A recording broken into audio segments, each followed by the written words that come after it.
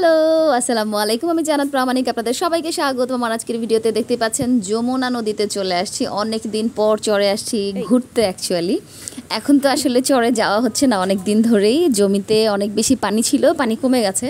যাবো যাবো করে আর যাওয়া হচ্ছে না। গত আন্দোলন এটা সেটা বাকি আমি অনেকটা ব্যস্ত হয়ে গেছিলাম, সব কিছু মিলিয়ে যাওয়া হয়নি। সো আজকে দাদার সাথে এই কাছে একটু যাচ্ছিলাম যে একটু দেখে আসি, ঘুরে আসি, খোঁজখবর নিয়ে আসি। খুব শীঘ্রই যাবো ইনশাল্লাহ চরে। তো যেতে যেতেই দেখলাম একজন ছালার বস্তা নিয়ে যাচ্ছে। এখানে ধর্মজাল বেছানো হয়েছে মাছ ধরার জন্য। পানির সিজনটা সত্যি চরের জন্য খুব চমৎকার এবং খুবই দুঃখজনকও। দেখা যায় যে অনেকের বাড়িঘর ভেঙে যায়, তবে এবার মনে হয় ভাঙনটা একটু কমই হয়েছে।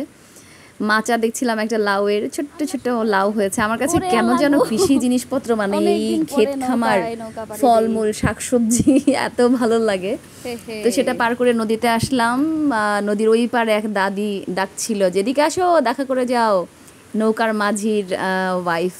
তো আমরা পার হচ্ছিলাম, গেলাম, তারপরে দেখা সাক্ষাৎ করলাম, তারপরে চলে আসছি। তো যেতে যেতে এনসাদ আলী দাদাকে একটা ভূতের গল্প শোনাচ্ছিলাম, তো উনি হাসছিল। এবং দেখতে পাচ্ছিলাম যে সোহাগপুরের হাট থেকে, এনায়েতপুর থেকে এই যে যে নৌকাগুলো আসে, এই নৌকাতে করেই গত 1 বছর আগে আমি এসেছিলাম এনায়েতপুর থেকে। তো এইটা মেবি এনায়েতপুর কিংবা সোহাগপুর থেকে এসেছে, সিরাজগঞ্জের। তো নদীতে পানি অনেকটা কমে গেছে, সূর্য প্রায় ডুবে ডুবে যাচ্ছে, এমন একটা সময় গিয়েছিলাম। খুব সুন্দর একটা পরিবেশ ছিল, না তেমন একটা রোদ ছিল আর না তেমন একদম সন্ধ্যা হয়ে গেছিল। নৌকাটা একদম ভিড়িয়ে রেখেছে নদীর পাশে, দেখতে খুব চমৎকার লাগছিল। এখানকার হ্যান্ডসাম কিউট সুইট বয়গুলো নদী পার হয়ে যাচ্ছিল আড্ডা দিতে, হয়তো বন্ধু বান্ধবের বাড়ি বা অন্য এলাকায় কিংবা দোকানপাটে। তো ওদের সাথে মূলত আমরা পার হয়েছিলাম। ওরাই নৌকা চালিয়ে নিয়ে এসেছে। দেখেন কি সুন্দর প্রকৃতি, ওই যে কাশফুল। আর নদীর পানি কমে যাওয়ার পরে এই যে এরকম ফাঁকা ফাঁকা ভাঙন থাকে, দেখতে ভালোই লাগে। একটা অন্যরকম প্রকৃতির অপরূপ সৃষ্টি বলা যায়। সামনেই দাদি ছিল, ওনাদের সাথে দেখা করলাম এবং এইখানটা দেখছিলাম যে একদম সবুজে সবুজে ভরা, খুব সুন্দর। এরপরে আমরা খুব অদ্ভুত একটা কাজ করছিলাম, এটা নাইবা বলি, কেউ যদি বুঝতে পারেন তাহলে কমেন্ট করে জানায়েন। তো সেই কাজটা শেষ করে এখান থেকে চলে গেলাম। তারপরে দেখতে পাচ্ছেন এই যে সূর্য ডুবে যাচ্ছে,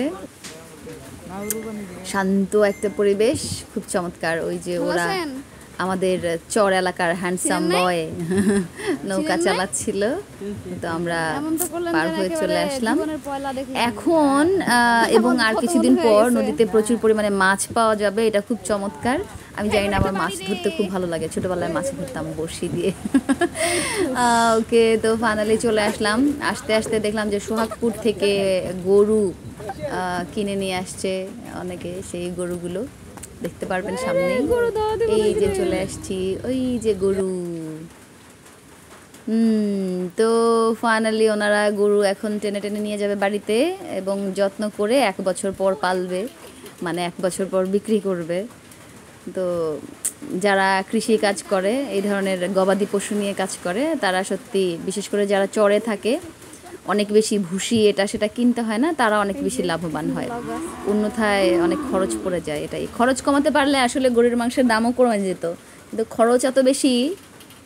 বর্তমান অন্তর্বর্তীকালীন সরকারের আসলে হয়তো বা করছে, তবে আরও দ্রুত দ্রুত করা উচিত। সব কিছুর গোড়া থেকে একদম দাম কমালে তাহলে আসলে সব কিছুর দাম কমে আসতো। কিন্তু ইলিশ মাছ, নদীর মাছ এখন পর্যন্ত রপ্তানি না করা সত্ত্বেও কেন দাম কমছে না, এটাই আসলে প্রশ্নের বিষয়। আমরা বাঙালিরা আসলেই অনেক বলবো, কিছু বলার মতো ভাষা আমার নাই, আপনারা বলেন।